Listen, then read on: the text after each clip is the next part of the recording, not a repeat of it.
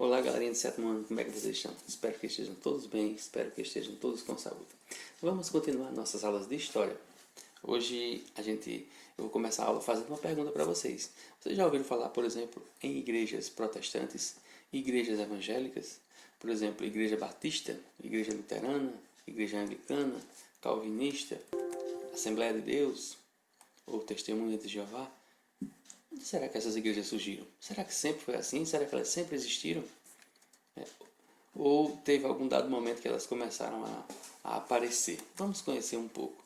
Pessoal, essas igrejas elas começaram a surgir a partir da Reforma Protestante, a Reforma religiosa que aconteceu lá no século XVI, a partir de 1517. Mas por que será que essas reformas aconteceram? O que era que estava acontecendo?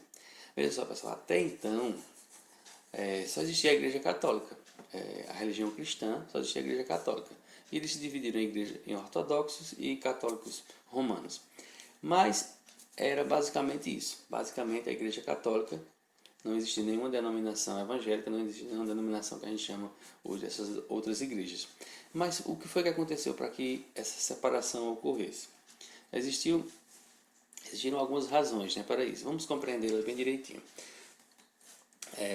A Igreja Católica, pessoal, na época, ela vinha fazendo algumas práticas que não eram bem de acordo com, vamos dizer assim, com a Bíblia, com o direito, com o correto, Existiam alguns padres, alguns bispos, alguns cardeais que eram corruptos, Não toda a igreja, sempre deixando bem claro, que não era toda a igreja, mas existiam dentro da igreja alguns membros que eram bastante corruptos.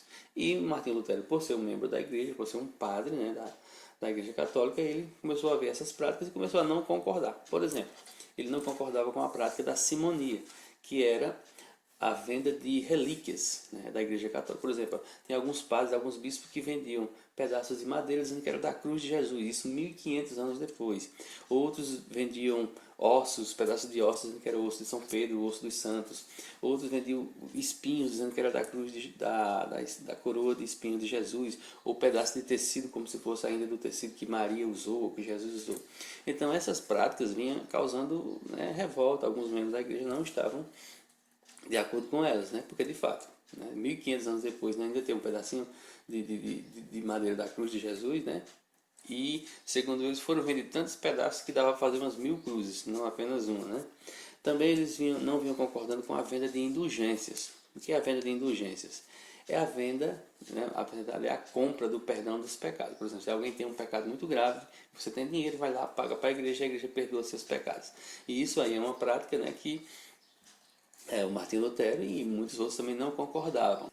Além disso, pessoal, a igreja ela censurava o lucro. Ela tem uma palavra chamada usura, que você, quando tinha lucro demais, quando você emprestava dinheiro a juro, eles consideravam essa prática pecado. Isso ia de encontro com os burgueses, com os comerciantes da época, que queriam enriquecer e tal. E a igreja tinha um certo controle ali, não permitia. Quando surgiram aí essas novas denominações, a igreja anglicana, a igreja luterana, eles começaram a sair da Igreja Católica porque essas religiões davam mais liberdade para o lucro. Também, pessoal, os reis da época gostariam de se libertar da Igreja de Roma, porque eles tinham que pagar tributo para a Igreja Católica lá em Roma, e eles queriam se libertar. E quando surgiram essas denominações religiosas, eles começaram a sair da Igreja Católica e ir para essas religiões. Então, pessoal, Martinho Lutero, ele em 1517 ele pregou na igreja lá de Wittenberg, na Alemanha, 95 teses. Essas teses ele ia de encontro a todas essas práticas da igreja católica e pregou lá, e foi um protesto que foi feito. Ele não pretendia, na verdade, se separar da igreja, ele tentava reformar, na verdade, mudar as práticas que ele considerava erradas, e de fato eram, e caminhar de acordo com a Bíblia. Então Lutero, como era um padre, ele lia muito a Bíblia, ele encontrou algumas partes lá onde ele dizia o seguinte, que o homem ele só se salvava através da sua fé e não através das suas obras. E a Igreja Católica dizia que era através de obras e da fé. Então ele já não concordava com isso. Aí depois que o Lutero pregou as 95 teses, a Igreja Católica pediu para ele se retratar e retirar, ele não retirou. Então ele foi excomungado da igreja, ou seja, foi expulso da Igreja Católica. Uma vez sendo expulso, ele começou a pregar a sua doutrina. E também, pessoal, ele não concordava com a ideia do padre não poder casar. Ele queria casar, queria ter esposa e tal, e não podia, ele não concordava com isso, então foi uma deixa também. Ele saiu da igreja e começou a pregar diferente, né?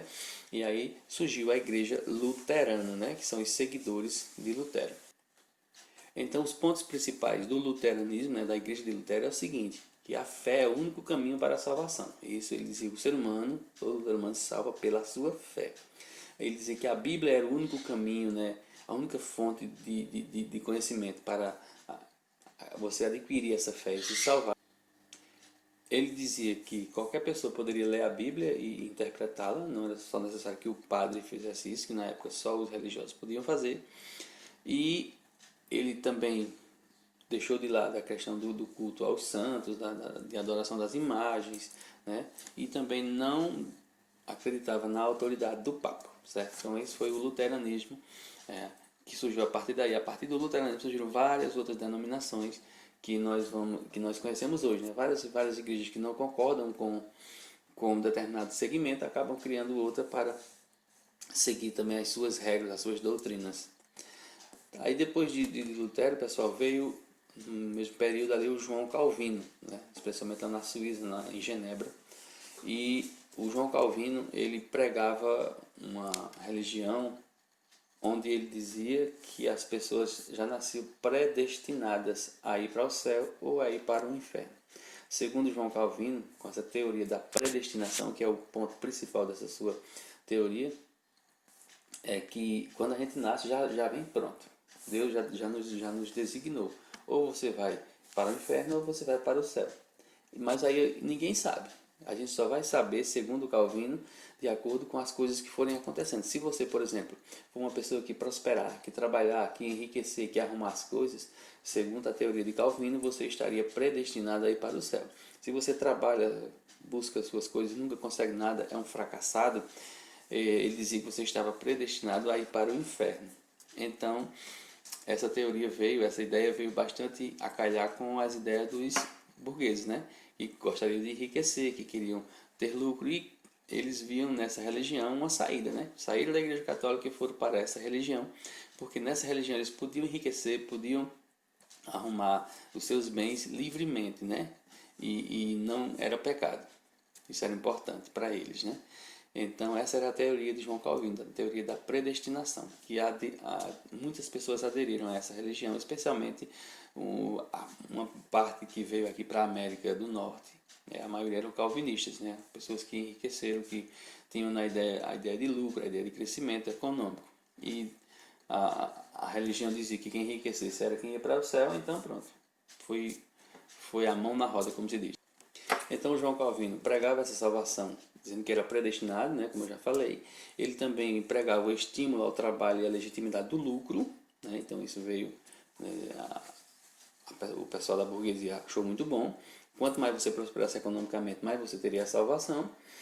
E também condenava o jogo, condenava o culto às imagens e as danças e o uso de roupas luxuosas, né? Também, pessoal, teve a reforma anglicana nesse mesmo período lá na Inglaterra. O rei Henrique VIII, ele estava aí querendo se separar de sua esposa porque não tinha tido nenhum filho homem para ser o seu sucessor no trono, né?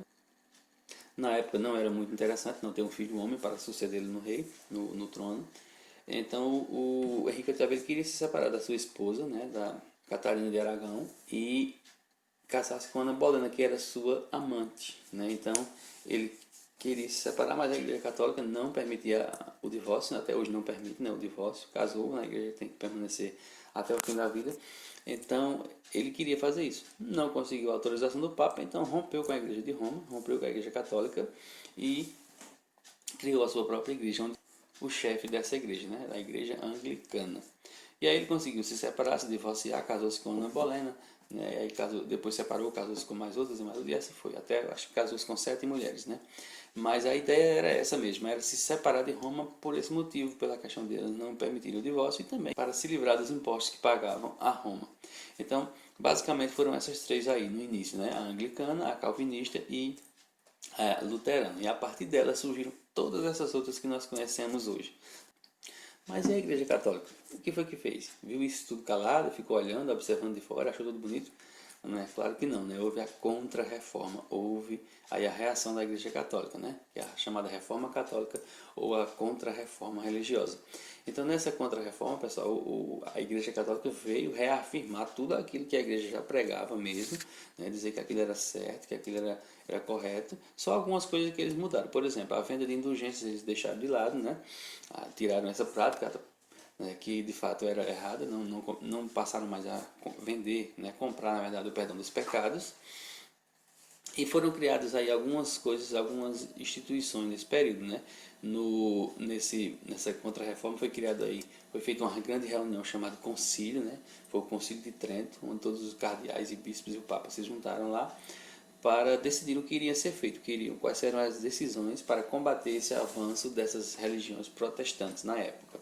Então foi criada aí a Ordem dos Jesuítas, né? A Companhia de Jesus, por um padre lá, o Inácio de Loyola, ele criou essa ordem que era para esses padres saírem mundo afora, catequizando, ensinando a religião católica para todos os povos, né, para conquistar novos fiéis, já que lá na Europa eles estavam perdendo.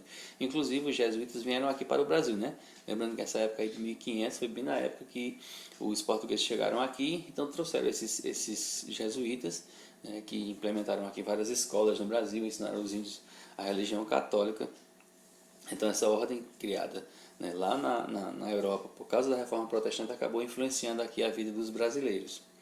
Além disso, pessoal, o Concílio de Trento ele veio para reafirmar alguns dogmas, algumas regras da Igreja Católica, como a reafirmação dos 7 sacramentos, né, a crença na infalibilidade do Papa, ou seja, o Papa é infalível, o Papa não pode ser contestado. Continuaram reafirmando que quem poderia interpretar a Bíblia era apenas os padres, né, o clero da Igreja Católica. Continuaram defendendo que a salvação vinha tanto pela fé como pelas boas obras e negaram aí a teoria da predestinação, né, de João Calvino, dizendo que isso não existe, que a gente não nasce para ir para o inferno ou para o céu, a gente vai adquirindo isso ao longo da vida. Nessa época também foi elaborado o catecismo da igreja, com várias regras também aí para que fosse difundido mundo afora. Também foi criada, na verdade, o retorno da Inquisição, né? As pessoas que eram contra, que protestavam, eram perseguidas também pela igreja, eram condenados, né? E muitos foram torturados, muitos foram mortos, muitos foram queimados na fogueira da igreja, na fogueira da Inquisição, por ser contrários a essa doutrina da igreja. Também foi criada aí o Index, uma lista de livros proibidos. A Igreja Católica ela criou uma lista enorme de vários e vários livros que eram proibidos para os católicos lerem, porque eles consideravam esses livros perigosos, onde o pessoal ia ter essas ideias de reforma, essas ideias de mudança mesmo. Então, uma grande lista de livros proibidos era uma ideia. E aqui nós vamos ver, pessoal, alguns tipos de tortura que foram feitos na época com pessoas que eram contrárias às doutrinas da Igreja Católica, na Inquisição. E também os protestantes, também alguns faziam a mesma coisa. Perseguiam, torturavam, matavam. Foi uma briga, foi uma guerra religiosa mesmo nesse período. E é isso, pessoal. Essa é a reforma protestante que aconteceu lá em 1517, começou em 1517, né? E surgiram aí as várias igrejas que nós conhecemos hoje. A partir de lá, né, até os dias atuais, foram surgindo várias e várias. Hoje tem mais de 100, né? Não sei nem quantas tem de fato, porque são muitas denominações ditas evangélicas, né, que nasceram com a reforma protestante, iniciada por Martim Lutero e seguida por João Calvino, Henrique VIII e os demais reformadores posteriores.